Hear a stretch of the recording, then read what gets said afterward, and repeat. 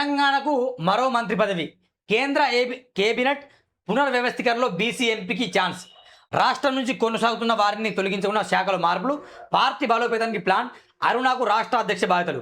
త్వరలోనే కేంద్ర కేబినెట్ పునర్వ్యవస్థీకరణ జరుగుతుందని, అందులో తెలంగాణకు మరో మంత్రి పదవి రానుందని చర్చ జరుగుతుంది. బీసీ సామాజిక వర్గానికి చెందిన ఎంపీకి ఆ పదవి దక్కే ఛాన్స్ ఉన్నట్టు టాక్. రాష్ట్రం నుంచి బీజేపీ తరఫున 8 మంది ఎంపీలుగా ఎన్నికయ్యారు. అందులో బీసీ వర్గానికి చెందిన నేతలు ఎక్కువ ఉండడంతో అందులో ఒకరికి మంత్రి పదవి పట్టబెట్టాలని ఆలోచిస్తున్నట్టు తెలిసింది. ఈసారికి రాష్ట్రం నుంచి ప్రాతినిధ్యం వహిస్తున్న కేంద్ర మంత్రులను యాదావిధిగా కొనసాగించాలని మోడీ షా ద్వయం భావిస్తున్నట్టు సమాచారం.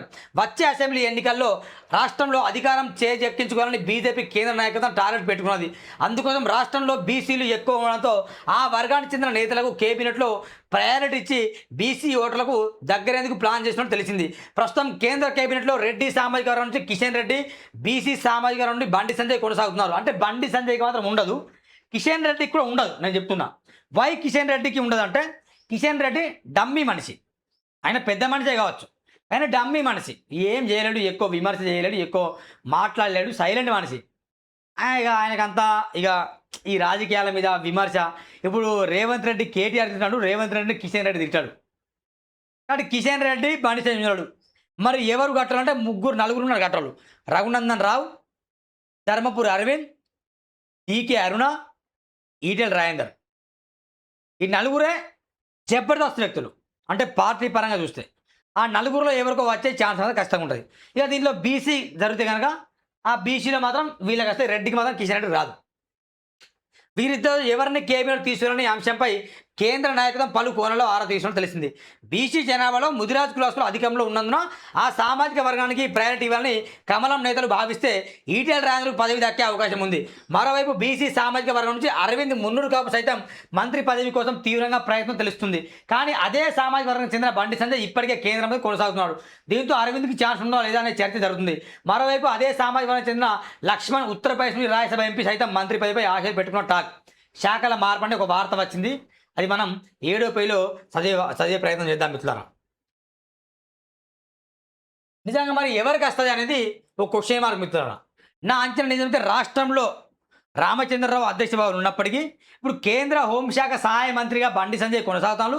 ఈ సాయి భగీరథ్ కేసు ఆయన మెడకు చుట్టుకున్నది. ఖచ్చితంగా బండి ఏమంటారు, నేను అప్పగించినట్టు పోలీసులు అరెస్ట్ చేసినామంటారు.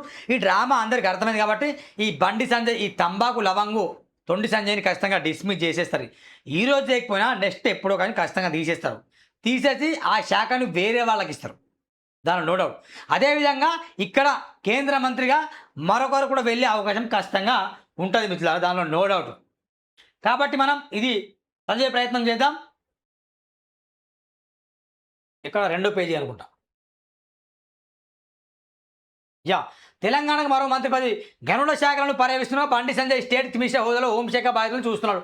ఈ ఇద్దరి హోదాను అలాగే కొనసాగిస్తే శాఖలను మార్చే అవకాశం తెలిసింది.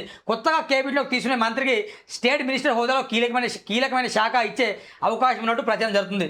డీకే అరుణకు రాష్ట్ర పార్టీ పగ్గాలు. ఇతర పార్టీ నుంచి వచ్చిన నేతలకు కమలం పార్టీలో ప్రయారిటీ లేదని, పాత లీడర్లకు పదవులు ఇచ్చి పట్టం కడుతున్నారని పార్టీ విమర్శలు వస్తున్నాయి. దీంతో కేంద్ర మంత్రి వర్గంలోని ఇతర పార్టీ నుంచి వచ్చిన ఈటెల రాజేందర్ను తీసుకునే అవకాశాలు బలంగా ఉన్న talk. Mahabubnagar MP DK Aruna సైతం కేంద్ర మంత్రి పదవిపై ఆశలు పెట్టుకున్నారు. కానీ సామాజిక కూర్పులో భాగంగా ఆమెకు మంత్రి పదవి ఇవ్వడం సాధ్యం కాదని టాక్. పార్టీని యాక్టివ్గా ముందుకు నడిపించే శక్తియుక్తులు ఉన్న డీకే అరుణకు రానున్న రోజుల్లో పార్టీ అధ్యక్ష బాధ్యతలు అప్పగించాలని కేంద్ర నాయకులు భావించడం తెలిసింది. ప్రస్తుత అధ్యక్షుడు రామచంద్రరావు ఆశించిన స్థాయిలో పనిచేయడం లేదని, ఆ ప్రభావం కేడర్లో కనిపిస్తున్నట్టు అధిష్టానం నిర్ణయం వచ్చింది. ఈ రామచంద్రరావు సింపుల్ వ్యక్తి కదా, ముద్దపప్పు లేకుండా ఆయన మంచి బుగ్గలు మస్తుంటాయని, ఇట్లా మంచిగా అనిపిస్తాయి. చూస్తే ఎట్లా భయపడడం అనిపించాలి. అరే లేత మొగ్గురా లేత మొద్దురా అన్నట్టు పాటలు ఉన్నాయి, మంచిగా అనిపిస్తాడు హ్యాండ్సమ్గా. చాలా అద్భుతంగా ఉంటాయి ఆయన. ప్రశ్నలు కూడా బాగుంటాయి, కానీ కొంచెం విమర్శ ఘాటు చేయాలిగా.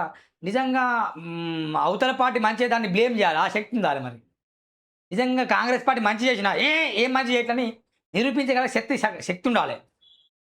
అది ఎవరికి ఉంది? మరి డీకే అరుణకు ఉన్నది. ఎందుకంటే వైఎస్ పీరియడ్లో ఆమె మంచి పని చేసింది, బాగా నిజాయితీగా పని చేసింది ఆమె. అందుకే జూబ్లీస్లో పెద్ద ఇల్లు కట్టుకున్నది. నిజాయితీ పరులు కదా, మంచి ఇల్లు కట్టుకున్నది. చాలా పెద్ద పెద్ద ఇల్లు ఉన్నాయి. ఇక్కడనే ఇక్కడ ఎగ్జాక్ట్లీ మన మందమల్ల నుండి మన ఎలిమినార్ వెళ్తాం కదా, వెళ్తేప్పుడు గవర్నమెంట్ ల్యాండ్లోనే ఆ ల్యాండ్ ఏమో గవర్నమెంట్ ఉంటుంది, రోయలో రోయలేకు పక్కన ఒక సెల్లార్తో కూడిన 5 అంతస్తుల భవనం ఉంటుంది. దానికి డీకేఆర్ అని అడ్డేస్తానట. ఇవ్వండి, పదవి ఇవ్వండి ఆమెకి, బాగుంటుంది. ఇంకా 5 ఫ్లోర్లు ఎక్కువ ఇస్తుంది. ఇంకా ప్రభుత్వ స్థలాన్ని కబ్జా చేస్తుంది ఆమె. ఇవ్వండి, ఇంకా ఇంకా అవకాశం ఇవ్వండి, చాలా మంచిది. ప్రభుత్వ స్కూల్ అది కబ్జా చేస్తాను. ఇవ్వాలి, అవకాశం ఇవ్వాలి. ఆ రోయలోక్ బిల్డింగ్ పక్కన ఉంది చూడండి, ఎక్కడ ఎగ్జాక్ట్లీ గాయత్రి చౌరస్ దాటి వెళ్తే పక్కనే కనిపిస్తుంది. చాలా మంచి అమ్మాయి పాపం. చాలా మంచిగా ఎదిగింది. కష్టపడి పైకి వచ్చింది, కబ్జాలు చేసిందట. నాకు నేను చెప్పట్లే. అక్కడ ఓనర్ చెప్తాడు మాకు డీకే దీని వెనక డీకేఆర్ ఉన్నాడు. డీకేఆర్ ఉంటుంది, గోకేఆర్ ఉంటే మాకేంది? రాజపగాలు ఇస్తాట. రిటైలర్ అందరికి ఇచ్చేయాలని రిటైలర్ అందరూ లేదా రఘునందన్ రావు. రఘునందన్ రావు భూదాన భూములు విపరీతంగా కబ్జాలు చేసింది. ఆయన కూడా ఇవ్వని మంచోడు పాపం. ఇది మిత్రులారా, మరి ఎవరు కష్టపెట్టారో మీరే ఆలోచన చేయండి.